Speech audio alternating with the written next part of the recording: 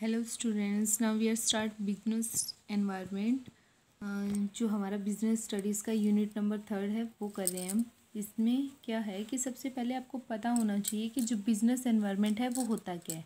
तो business environment क्या होता है कि जो हमारे बिज़नेस के चारों तरफ जो भी एनवायरनमेंट पाया जाता है उसे बिज़नेस एनवायरनमेंट कहते हैं। ठीक है, तो बिज़नेस के चारों तरफ आपको पता है क्या क्या होता है, वो सारे बिज़नेस एनवायरनमेंट के पार्ट्स होते हैं। जैसे गवर्नमेंट की पॉलिसीज़ हो गई या फिर जो आपके अदर जो कंपटीटर हैं उनकी जो पॉलिसी है, सब कुछ क्या है बिजनेस एनवायरनमेंट में आता है। ठीक है, तो अब क्या है कि the study of the business environment is compulsory for the survival and the growth of the business. क्या होता है कि जो बिज़नेस एनवायरनमेंट है उसकी स्टडी करना बहुत ज़्यादा कंपल्सरी है हर ऑर्गेनाइजेशन के लिए। क्यों ज़रूरी है? क्योंकि वो अगर सर्वाइव करना चाहते हैं, लॉन्ग पीरियड तक रहना चाहते हैं या फिर ग्रोथ करना चाहते हैं, अपने बिजनेस को बढ़ाना चाहते हैं, तो उन्हें बिजनेस एनवायरनमेंट की स्टडी करनी चाहिए। ठीक है, ये कंपल्सरी होता है उनके लिए। ओके, नेक्स्ट है इनके फीचर्स ऑफ बिजनेस एनवायरनमेंट। तो फर्स्ट है आपका कि totally off the external forces. जो बिजनेस एनवायरनमेंट है वो पूरी तरह से एक्सटर्नल फोर्सेस होते हैं। यस, अगर ये बिजनेस है हमारा, ठीक है, ये क्या है, बिजनेस है, तो इसके चारों तरफ आपको पता है बहुत सारी चीज़ें थी, तो ये सारे एक्सटर्नल फोर्सेस ही बिजनेस एनवायरनमेंट होते हैं।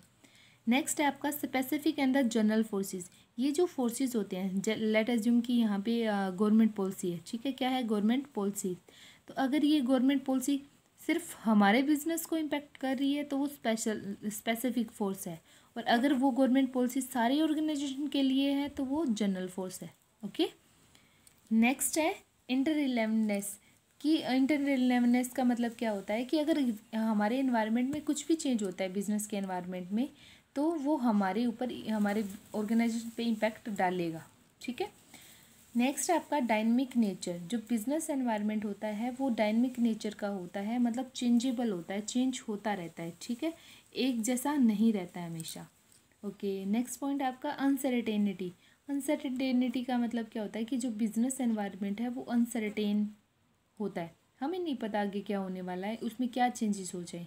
ठीक है, जैसे फ्यूचर अनसर्टेन होता है वैसे ही बिजनेस एनवायरनमेंट भी क्या होता है, अनसर्टेन होता है। ओके, नेक्स्ट आपका कॉम्प्लेक्सिटी। कॉम्प्लेक्सिटी का मतलब क्या होता है कि जो बिजनेस एनवायरनमेंट है वो it is not a cup of T. ठीक है, वो हर किसी के बस की बात नहीं होती, बहुत कॉम्प्लेक्स चीज़ है, उसको समझना बहुत ज़्यादा मुश्किल है। ओके, अब हम करते हैं इसके बिजनेस एनवायरनमेंट की इम्पोर्टेंस। ठीक है, तो सबसे पहले इम्पोर्टेंस आपकी first mover advantage. First mover advantage का मतलब क्या होता है कि अगर बिजनेस एनवायरनमेंट की स्टडी की जाती है तो हमें पता लग जाता है कि कौन सी अपॉर्चुनिटी आ रही है और कौन से थ्रेट्स हैं। ठीक है, तो हम जल्दी से फर्स्ट मूवर का एडवांटेज ले सकते हैं। हमें अगर पता लग जाए, लेट अज्यूम कि हमारा बिजनेस है क्लोथ का, और हमें पता लग गया अभी है ना कि कॉटन की फैब्रिक की बहुत ज़्यादा डिमांड आने वाली है, तो यस हम अब कॉटन की जो फैब्रिक बनाएंगे, बाकी और किसी भी जो अदर क्वालिटीज़ है वो नहीं बनाएंगे। ठीक है, जो बिजनेस एनवायरनमेंट होता है वो क्या दो चीज़ों में डील करता है। ठीक है, वो एक तो बिजनेस के लिए अपॉर्चुनिटी लेके आता है और या फिर थ्रेट्स लेके आते हैं, या तो बहुत सारे अवसर लेके आएगा या फिर उनके लिए चुनौतियाँ लेके आएगा। ठीक है, नेक्स्ट है आपका वार्निंग सिग्नल्स। वार्निंग सिग्नल्स का मतलब सेम उसी के जैसा है कि अगर बिजनेस एनवायरनमेंट की स्टडी की जाती है तो ये क्या है, ये अपॉर्चुनिटी से रिलेटेड है, ये थ्रेट से रिलेटेड। तो अगर हम बिजनेस एनवायरनमेंट की स्टडी कर रहे हैं तो हमें वार्निंग हो जाएगी कि अगर कुछ भी अगर अनसर्टेन हो रहा है, कुछ ऐसा हो रहा है जो हमारे मतलब हमारे फेवर में नहीं है, तो उसका वार्निंग सिग्नल हमें मिल जाएगा। नेक्स्ट है आपका टैपिंग यूजफुल रिसोर्सेज। कई बार क्या होता है कि हमारे बिजनेस को रिसोर्सेज की बहुत ज़्यादा ज़रूरत है, बाकियों को भी है, तो अगर हमें पता है कि वो रिसोर्सेज हमारे लिए बहुत ज़्यादा यूज़फुल है, ठीक है, और उसकी डिमांड भी बहुत ज़्यादा आगे आने वाली है उससे बनी हुई चीज़ों की, तो हम जल्दी से उसको टैप कर लेंगे। अगर हम स्टडी कर चुके हैं तो हमें पता होगा ना कि फ्यूचर में उस चीज़ की डिमांड आएगी। ओके, नेक्स्ट है आपका कोपिड with rapid changes. कोपिड with rapid changes का मतलब क्या होता है कि जितने भी चेंज अगर बिज़नेस में हो रहे हैं, अगर हम बिज़नेस एनवायरनमेंट की स्टडी कर चुके हैं या कर रहे हैं तो हम जल्दी से क्या कर पाएंगे, हम उन चेंजेस को एक्सेप्ट कर पाएंगे। ठीक है, फिर है assisting in the planning and the policy formation.